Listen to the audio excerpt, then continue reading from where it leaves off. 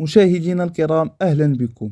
تعيينات جديدة في مناصب عليا بالمجلس الحكومي.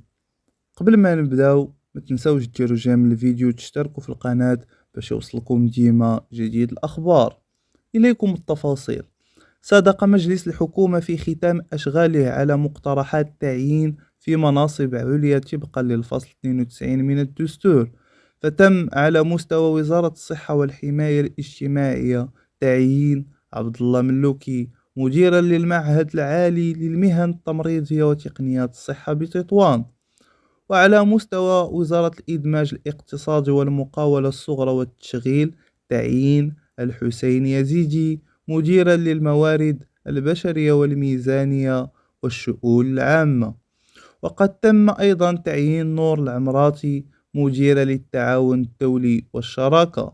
وعلى مستوى وزارة الصناعة والتجارة تم تعيين يوسف فاضل مديرا عاما للصناعة. وفي الأخير نسأل الله التوفيق لهم في مهامهم. الله يحفظ بلادنا.